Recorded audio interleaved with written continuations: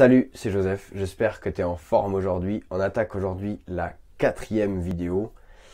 Si t'as pas vu les 3 autres, je t'invite à regarder ça. Qu'est-ce qu'on a parlé, de quoi on a parlé dans toutes ces vidéos-là? On a parlé de SNCF parce que je prends de temps en temps le train. Alors si tu as regardé les autres vidéos, je vais rabâcher un petit peu, mais ça fait pas de mal de rappeler ça. Je prends régulièrement le train et quand je prends, régulièrement 2 à 3 fois par an, à chaque fois que je prends le train, il est en retard. Il est en retard au départ, il est en retard à l'arrivée ou il est en retard aux deux.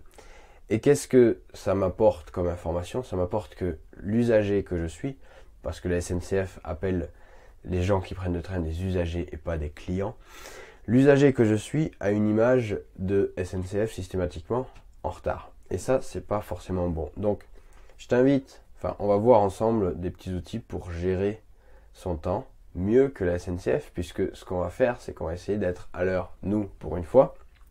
Et donc ce que j'ai fait pour t'aider dans les moments vraiment intenses, dans les moments où tu te dis j'ai pas le temps, dans les moments où tu te dis je suis débordé, que tu aies une petite chose en tête.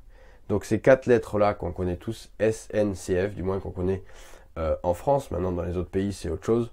Peut-être que tu peux l'adapter dans ton pays, ou peut-être que tu peux simplement retenir SNCF et que ça te parlera quand même. SNCF, dans la première vidéo, on a parlé du smartphone. Dans la deuxième vidéo, on a parlé de notifications. On a séparé ça parce qu'il peut y avoir des notifications qui viennent d'ailleurs que le smartphone.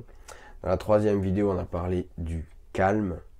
Et on va parler aujourd'hui de concentration. Mais comme je voulais remplacer par le F et que ça ne marchait pas, j'ai trouvé un mot plus fort que j'ai emprunté à l'anglais, c'est focus. Et ce mot-là, au-delà de concentration, il est même plus intense que concentration dans la langue de Shakespeare. Focus. On va rester concentré sur quelque chose, concentré vers nos objectifs, concentré vers les choses qui servent vraiment. Quand on est très demandé, donc tu l'as vu, on a agi, je te le redis pas, on a agi sur les 3 premières lettres déjà, donc on a déjà pas mal avancé. Et dans cette dernière étape, on revient dans le rush, on revient dans toutes les notifications, dans le cœur d'activité, on revient se confronter à tout le monde qui nous sollicite, etc. Et pour rester concentré, on va tout simplement poser 2 questions. La première chose, et j'en parle dans le premier lien, dans la description de ça, on va un peu plus loin là-dessus, mais surtout on voit beaucoup d'autres choses.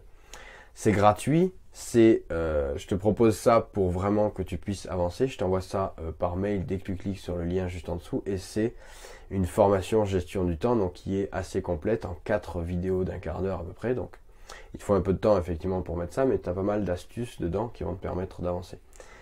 Focus, concentration. La première question à se poser, c'est qu'est-ce qu'il se passe si je ne fais rien? J'ai une sollicitation. Quelqu'un qui m'envoie un mail, quelqu'un qui me demande quelque chose, quelqu'un qui m'appelle, qui me soumet un problème ou qui me pose une question. En général, c'est qui me soumet un problème parce que je suis là. Mon métier, c'est de résoudre des problèmes. En général, c'est ça, notre métier à tous. Qu'est-ce qui se passe si je fais rien? Quel est l'impact? J'ai pas dit qu'il fallait forcément que tu fasses rien, mais savoir mesurer qu'est-ce qui se passe si tu fais rien. Et cette question-là va te permettre de savoir si c'est important, va te permettre de savoir si c'est urgent, va te permettre de savoir, par rapport au diagramme d'Eisenhower, on ne refait pas ce cours-là, mais si c'est important, urgent, important, etc., où le placer. Qu'est-ce qui se passe si je fais rien? C'est la première question que tu dois retenir. Et juste après ça, il faut forcément faire une action. Si une action doit être faite, est-ce que je suis la seule personne à pouvoir faire ça? Est-ce que c'est moi vraiment le plus qualifié? Est-ce que c'est moi vraiment qui dois faire ça? Est-ce que quelqu'un d'autre n'est pas mieux placé pour le faire? N'est pas mieux qualifié ou moins entre guillemets qualifié? C'est pas forcément ce qu'il va falloir faire transpirer, mais c'est ce qu'on recherche quelque part, que moi pour faire ça. À partir de ces 2 questions-là, si tu prends le réflexe de poser ces 2 questions-là, et ça va extrêmement vite, tu poses la question, paf, tu trouves la réponse, tu poses la question, paf, tu trouves la réponse.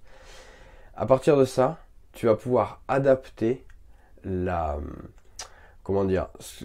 que tu vas mettre en place par rapport à cette sollicitation, par rapport à ce problème.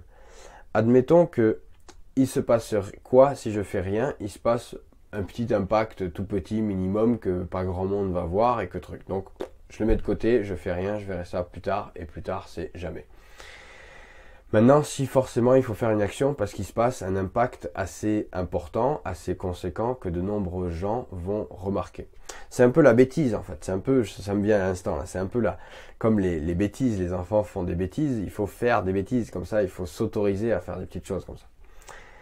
Maintenant, si une action doit être menée, est-ce que je suis vraiment le seul à pouvoir faire ça? Et si je suis pas le seul à pouvoir faire ça, on va essayer par tous les moyens de faire ça à l'autre, de faire ça à quelqu'un d'autre. Pardon. On va essayer par tous les moyens parce que ça va du coup nous libérer du temps et ça va nous recentrer sur ce qu'on apporte nous seulement comme valeur, c'est-à-dire notre fond. Si quelqu'un d'autre peut le faire, ça veut dire que c'est pas à moi de le faire parce que moi ce que je veux faire c'est quelque chose d'unique. Et à partir, donc maintenant on est à la conclusion, SNCF. La prochaine fois que tu diras, pardon, la prochaine fois que tu diras, j'ai pas le temps, je suis débordé, je suis à fond, tout le monde vient m'aboyer dessus, je vois pas comment je peux avancer. Pense à ces 4 lettres, SNCF. Très simple, quelques minutes, même pas quelques dizaines de secondes, et tu seras à la 4e lettre, et tu sauras exactement quoi faire. Je te rappelle qu'il y a toujours le premier lien entièrement gratuit, une formation à la gestion du temps. Je te rappelle également que chaque matin, tu as plus de 15 heures devant toi. Choisis tes priorités.